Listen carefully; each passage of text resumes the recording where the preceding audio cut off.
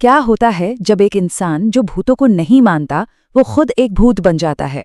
आज हम 3:33 AM challenge की कहानी की हर परत को खोलकर देखेंगे और ये समझेंगे कि आखिर ये ऑनलाइन डरावनी कहानी इतनी असरदार क्यों है। पूरी की पूरी कहानी की नींव बस इसी एक लाइन पर टिकी है। एक यूट्यूबर जो खुद को बड़ा तर्कवादी मानता है, इस मिशन पर है कि भूत प्रेत सिर्फ हमारे डर का एक वहम है और कुछ नहीं। और जानते हैं, यही आत्मविश्वास उसे सीधा एक ऐसी लड़ाई में खींच ले जाता है जहां एक तरफ है विज्ञान और दूसरी तरफ कुछ अलौकिक। तो चलिए कहानी के पहले हिस्से से शुरू करते हैं, जहां हमारी मुलाकात होती है हमारे हीरो और उसकी जानलेवा चुनौती से। तो ये स्वास्तिक है कौन? असल में वो द नाइट हंटर नाम के एक बहुत ही मशहूर यूट्यूब चैनल का होस्ट है। उसका बस एक ही मिशन है, भूतिया कही जाने वाली घटनाओं का पर्दाफाश करना और ये साबित करना कि ये सब हमारे दिमाग का खेल है। वो खुद को एक पक्का नास्तिक और तर्कवादी मानता है और इसीलिए वो सबसे डरावनी जगहों पर जाकर सच दिखाने का दावा करता है। तो स्वास्तिक लेता है 3 AM चैलेंज। ये इंटरनेट पर एक बहुत पॉपुलर ट्रेंड है। इसमें होता ये है कि लोग रात के ठीक 3 बजे, जिसे विचिंग आवर या कह लें कि बुरी शक्तियों का समय माना जाता है, किसी भूतिया जगह पर रुकते हैं। ऐसा माना जाता है कि इस वक्त अलौकिक गतिविधियां अपने चरम पर होती हैं। और इस चैलेंज के लिए उसने जो जगह चुनी है वो कोई ऐसी वैसी जगह नहीं है, वो है एक वीरान पड़ा अनाथालय। ये वही जगह है जहां 15 साल पहले एक बहुत भयानक आग लगी थी, जिसमें कई बच्चों और उनकी देखभाल करने वाली एक महिला की दर्दनाक मौत हो गई थी। वहां के लोग कहते हैं कि आज भी उस जगह से बच्चों के हंसने और रोने की आवाजें आती हैं। और बस यहां से कहानी असली रफ्तार पकड़ती है।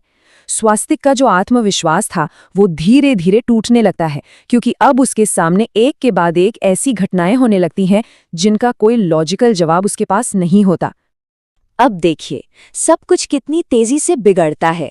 रात के 2:55 पर एक मोशन सेंसर बीप करता है। स्वास्तिक इसे मजाक में टाल देता है, कहता है चूहा होगा। फिर ठीक 3 बजे 3 सेंसर एक साथ बज उठते हैं। 3:07 पर सारे के सारे सेंसर एक साथ चीखने लगते हैं और 3:20 पर तो हद ही हो जाती है, जब फर्नीचर अपने आप हिलना शुरू कर देता है। हर बार स्वास्तिक उसे हवा या कोई तकनीकी खराबी बताकर खारिज करता रहता है। और फिर माहौल एकदम से बदल जाता है। हॉल का टेम्परेचर जो पहले 24 डिग्री सेल्सियस था वो अचानक से गिरकर 16 पर आ जाता है। सोचिए, 8 डिग्री की गिरावट। ये किसी भी डरावनी कहानी का क्लासिक साइन होता है। स्वास्तिक खुद भी मानता है कि ये अजीब है, लेकिन वो फिर भी कोई ना कोई तार्किक वजह ढूंढने में लगा रहता है। लेकिन स्वास्तिक वो तो अपनी बात पर अड़ा हुआ है, वो हार मानने वालों में से नहीं है। सेंसर की आवाज को वो चूहा बताता है, बच्चों के हंसने की आवाज को कोई रिकॉर्डेड साउंड और हिलती हुई कुर्सी को हवा का झोंका। वो अपने लाइव दर्शकों को बार बार यकीन दिलाता है कि हर चीज के पीछे एक वैज्ञानिक कारण होता है। और अब हम पहुंचते हैं कहानी के उस पल पर जहां सारे तर्क, सारा विज्ञान, सब धरे के धरे रह जाते हैं। ये वो पल है जो इस कहानी को हमेशा हमेशा के लिए बदल कर रख देता है। ठीक 3:33 पर स्वास्तिक का कैमरा वो अचानक से गड़बड़ाने लगता है और जब वो स्क्रीन पर खुद को देखता है तो उसके पैरों तले जमीन खिसक जाती है। स्क्रीन में उसके ठीक पीछे एक बूढ़ी औरत खड़ी है, जिसके चेहरे पर जले के निशान हैं और आंखें पूरी तरह सफेद हैं। लेकिन वो जैसे पलट कर देखता है वहां कोई नहीं होता। बस इसी पल उसकी लाइव स्ट्रीम पर कमेंट्स की जैसे बाढ़ आ जाती है। पहला कमेंट आता है, भाई भागो, वो तुम्हारे पीछे है।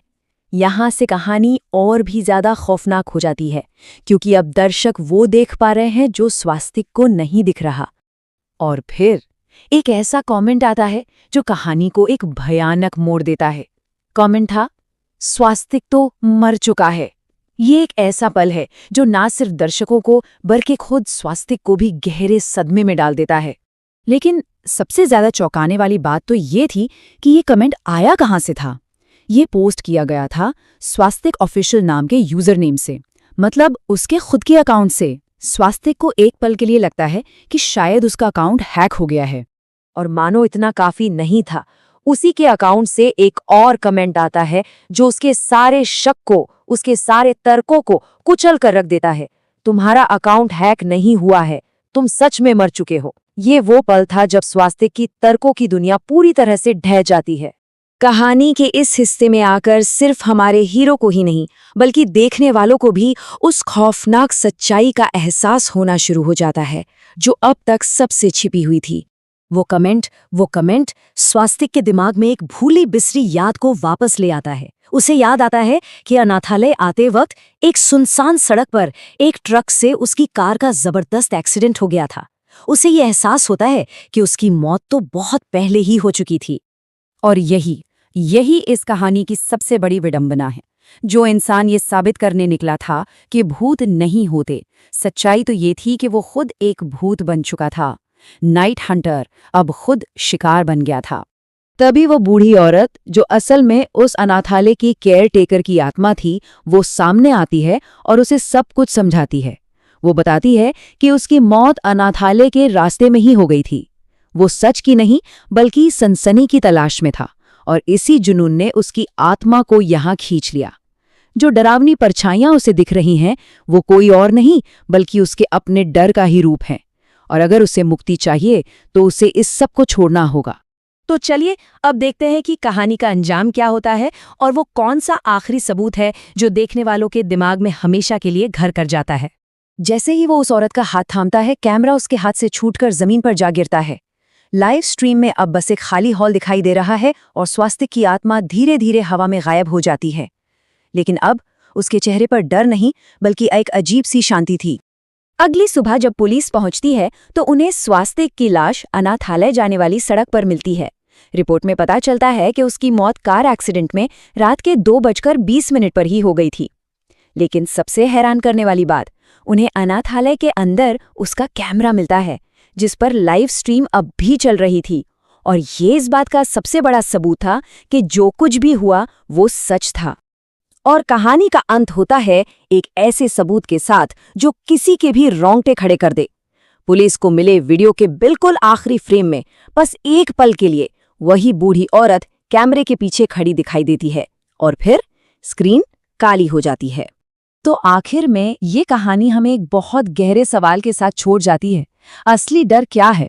वो भूत प्रेत जो हमें दिखाई देते हैं या फिर वो सच्चाई जिसे हम अपनी आंखों के सामने होते हुए भी नजरअंदाज कर देते हैं?